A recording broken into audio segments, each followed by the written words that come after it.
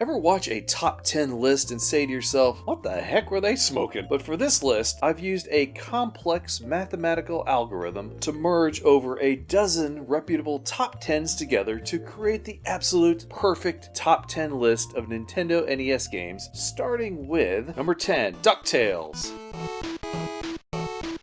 I was 16 when the original cartoon aired starting in 1987. Sure, I was a little outside the demographic, but I enjoyed the Indiana Jones style adventure of the show. I admit, I was really hoping to see more Donald Duck though. The show was popular, so naturally a video game wasn't too far behind, and what a game it is! You play as Scrooge McDuck, who sets off on a quest to find 5 lost treasures scattered across the world. There are 5 varied and highly detailed stages like the Amazon jungle, a haunted house, the snow-covered Himalayan mountains, the mines of Africa, and, craters of the moon? Wow, there's no place this duck won't go for treasure, is there? The attack is very unconventional. In most games, you would jump on the enemies' heads to take them out, but here you have to master the pogo jump by pressing A to jump and then B and down to start pogoing. Is that a word? Sometimes you have to pogo over obstacles like spikes on the ground, giving the game an added dimension. Naturally, you have to fight a boss at the end of these stages to acquire the treasure. Once you have all 5, you move on to the final boss. The stage design is top-notch and the graphics are highly detailed for an NES game. Another plus is the truly catchy music. I find myself humming along even when I'm not playing. Darn you, DuckTales music!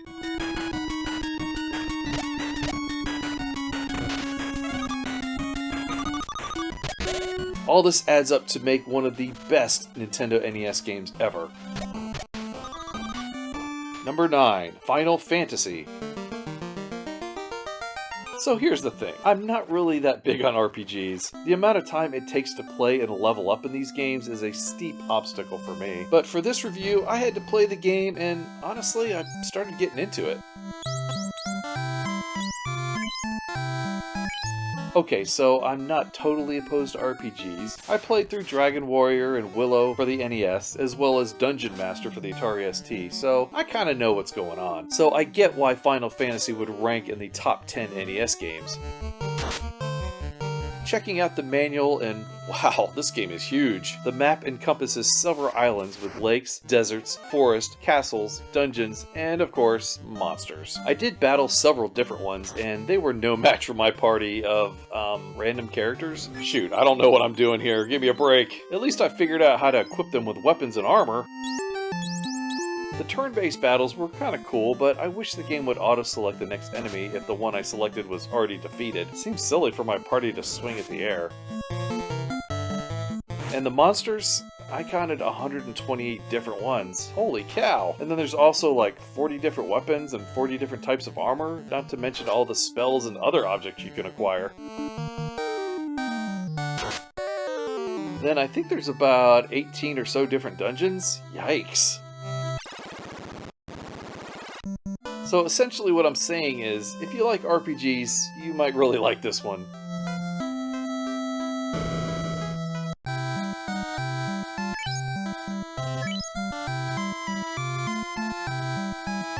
Number 8, Mike Tyson's Punch-Out! When I first saw this game, I thought, wow, they ported the arcade game, but wait a minute, there's no wireframe character. Just some little guy instead? This is never gonna fly. Well, it just goes to show you that a good game is a good game, no matter if it's different from the original or not. And in fact, this game has become almost legendary for the system, I think because of the license. I mean, who wants to play the game with Mr. Dream, even though it plays exactly the same? You start off by battling Glass Joe, using the buttons to punch and the D-pad to move left, right, and duck. You can also press up to block. Generally, you want to move out of the way when they swing at you, and then hit them with a volley of punches.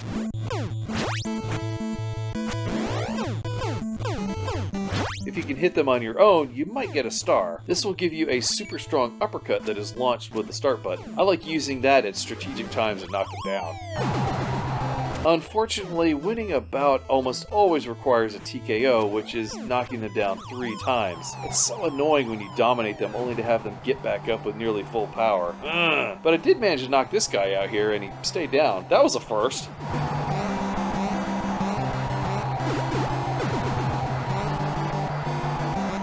In between rounds, Doc will give you advice that's mostly generic, but sometimes is helpful. Just remember to keep pressing that select button to increase your stamina. Yeah, I always forget to do that. Each of the different boxers has certain giveaways that will help you beat them. Timing it just right is a must because randomly hitting them just won't cut it. One question I have though, is this really a boxing game? Or is it an action game wrapped in a boxing persona? Let me know your thoughts.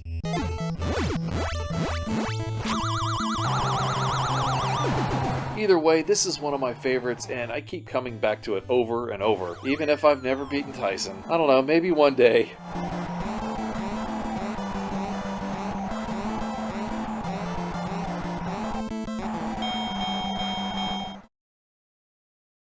Number 7, Tetris. Probably the most simple video game ever created, but definitely one of the most beloved. It was created in Russia in the mid-80s by scientist Alexei Pajitnov. As the game spread, so did its addiction.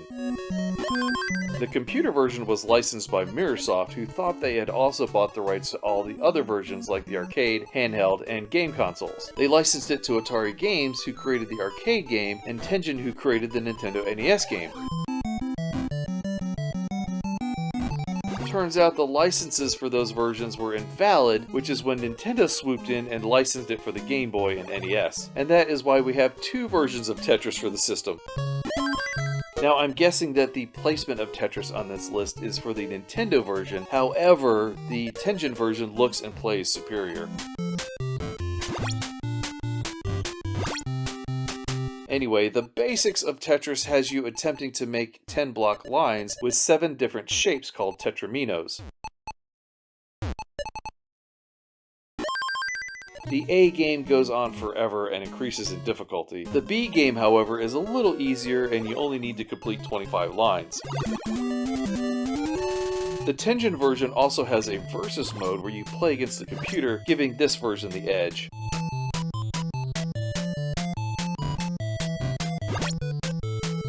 However, either version is still Tetris and will give you that endless dopamine hit that you crave, especially when you get 4 lines all at once.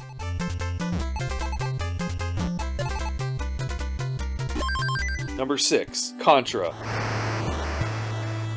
Yeah, I'm going to say it. This is Konami's best game, and I mean ever. Okay, it's in a tie for me along with Super C, but this is where it all started. Except actually, you probably know that it started out as an arcade game with a vertically oriented screen, but that was changed for the better to a horizontally oriented game for the NES. You play as Rambo and Matrix, Bill and Lance, yeah, that sounds better, on a mission to destroy the evil Red Falcon. Strangely enough, the Red Falcon decided to start his reign of terror on a remote island. I guess that's easier than trying to take over New York City. You start off in a jungle stage, blasting enemies with machine guns, lasers, fireballs, and of course, the mighty spread gun. Well, it's probably a shotgun, but spread gun just sounds cooler. And you really need this to get through the stages because that pea shooter you start out with just ain't cutting it. There's also 2 base stages where you run into the screen, a waterfall stage where you must climb upwards, a mechanical base stage that kills you for even looking at it, and then the final alien lair of Red Falcon. The bosses are incredible to look at and thankfully fairly easy to beat. But if you have trouble, you can always use the famous Konami code. You know what it is? This game is such a blast to play, it's easy to see why it's one of the most beloved for the system.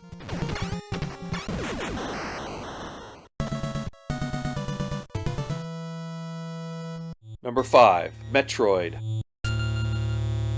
One of Nintendo's earliest original games for the system, Metroid has you playing as a space hunter tasked with destroying an alien menace called Metroids. If they get back to Earth, they could destroy the entire planet. I feel like the designers took inspiration for the story and main character from Alien, but instead of Xenomorphs and Ripley, we get Metroids and Samus Aran.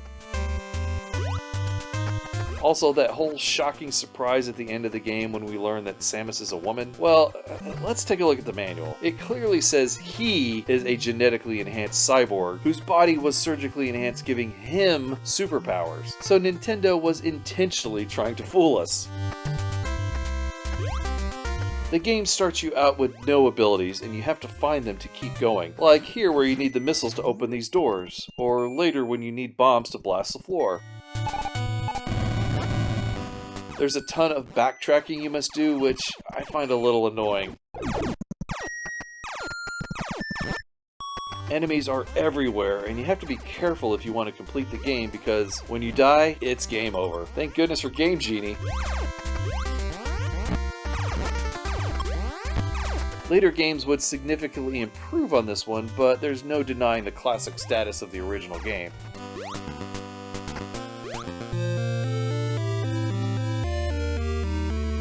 Number 4, Super Mario Bros. I first saw this one in the arcades as Versus Super Mario Bros. And I thought it was just an expanded version of the original arcade game, and I dismissed it rather quickly. Little did I know that this would become one of the greatest platforming games of all time, practically inventing the genre. I'm sure there were other side-scrolling games like this, right? Well, I mean, I can't really think of any off the top of my head where you, jump on enemies to knock them out. Shoot, even the original game had you bopping enemies from below. In the game, you play as Mario or his identical twin brother Luigi on a quest to save Princess Toadstool in only 40 kilobytes. Seriously, this game is small.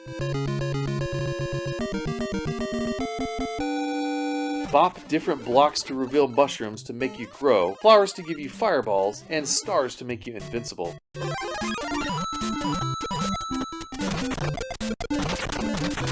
So, that mushroom thing, what was Mr. Miyamoto trying to say anyway? I don't know, but it's cool, it's cool. They do help you find extra secrets now and again, like this vine climbing up to the sky. Oh, and do I have to mention how you can explore different pipes to find coins? Okay, whew, good. There are many different worlds and stages, and they all offer a decent challenge. I kind of prefer the underground stages myself, but the underwater stages can suck it. I hate these. It's like an early version of Flappy Bird. There's also many different types of enemies like Goombas, Koopas, Flying Koopas, Piranha Plants, and of course, the Hammer Brothers. Yay, the Hammer Brothers. Yay, I love those guys. Eventually you'll get to one of 8 castles with a boss inside. I find some of those castles to be trickier than the boss itself because taking the wrong path means having to replay the stage. This is one NES game that myself and no doubt millions of others return to over and over again. I mean, who doesn't love Super Mario Bros.? Number 3, Mega Man 2. Here's the one that started it all. I mean, sure, there was already a Mega Man game, but it didn't sell all that well. But the developers really loved this game, so they worked on the sequel during their free time. They used unused content from the first game and ended up creating the best-selling, and obviously most beloved, Mega Man game ever.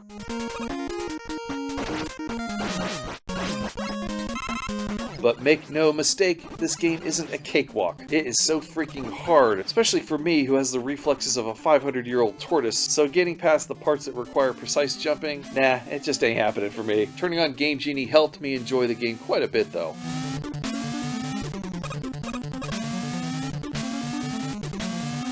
There's just so many enemies constantly ganging up on you. Sure, you can shoot them, but most take multiple hits. If you reach the boss and defeat him, you'll gain his power, I think? Not sure if I did it right because the weapon I was firing afterwards looks the same to me. The visuals are a little bland, honestly, but I really do like the forest stage. What is that, Woodman? Duh! One thing I really do like is the music. Seems I've heard it before? Maybe at the start of every AVGN video. Yeah, that's it.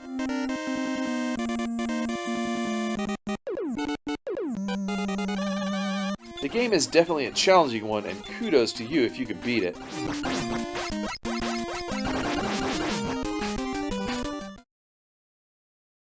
Okay, before we get to number 1 and number 2, let's have some honorable mentions that didn't appear on this list.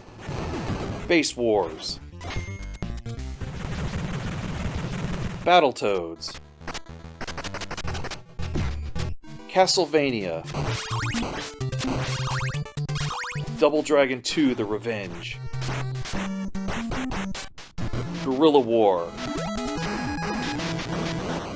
Gun Knack, Gyruss, Heavy Barrel, High Speed, Pinbot, Scat, Special Cybernetic Attack Team, Super C, Super Dodgeball, Ninja Turtles 2: The Arcade Game, Ninja Turtles 3: The Manhattan Project, Willow. You probably already know what's coming next, but not in which order, right? Number 2 is The Legend of Zelda. Here we have Shigeru Miyamoto's other masterpiece, this time an action RPG. I remember hearing him talk about how he would walk through the forest when he was a kid and imagine mystical adventures.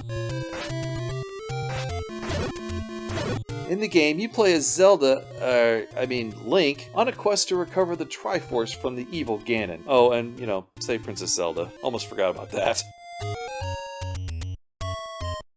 Along the way, you'll encounter dozens of different enemies in a huge overworld with numerous dungeons to explore. And that's really my favorite part of the game, what little I played of it. Hey, like I said, I'm really not that big into RPGs, or in this case, an action RPG. But finding keys, opening doors, and acquiring new items is quite fun. There's lots of these items to help in your quest, including swords and shields, bombs, arrows, boomerangs, and potions, to name just a few. Attacking with the sword is very enjoyable, especially when you have full health and can shoot them. But one of the coolest aspects of the game is the gold cartridge. It really made this game stand out amongst all the others. It was also the first game to include a battery backup, saving your thumbs from having to type in some insanely long password. This is not an overly complex game that I think anyone can enjoy, even people like me who don't typically play RPGs.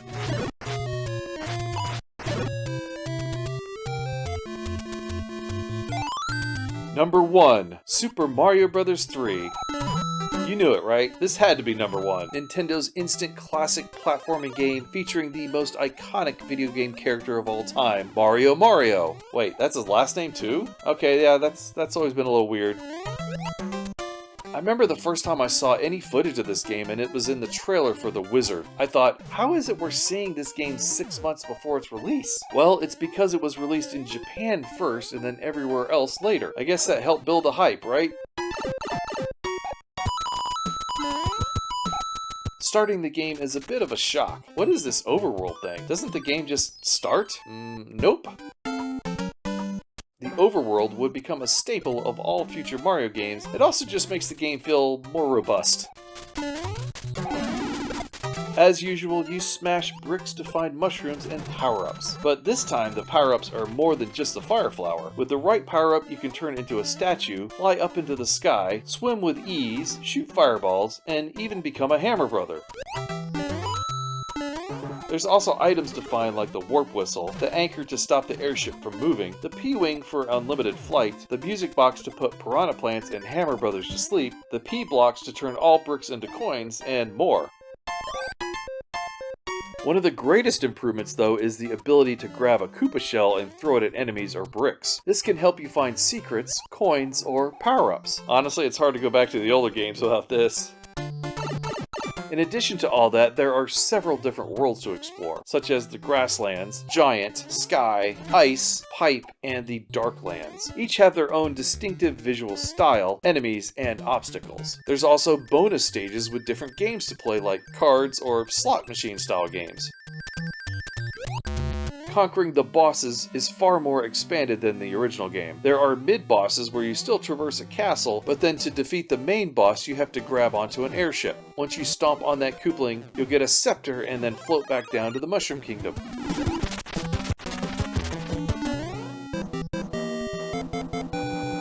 Oh, and then there's this cool 2-player mode where you can compete with a friend in the original Mario Brothers game. Just select a 2-player game and then press the A button when you're both on the same area of the map screen. Definitely a welcome addition that hardly anyone ever talks about. Nintendo's team of programmers poured a ton of effort into this game, and it paid off with smooth scrolling, huge levels, and great characters beyond anything that we've seen before.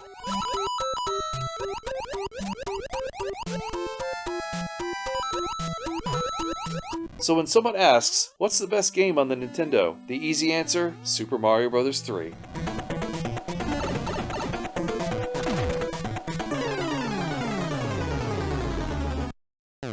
Alright, there you have it, the top 10 games for the Nintendo Entertainment System. Now, I know you agree with this list 100% because it's perfect, but let me know what other games you enjoy on the system. Thank you to my members for supporting the channel, it is much appreciated. Thank you for watching, take care, and we'll see you next time. Bye bye everyone.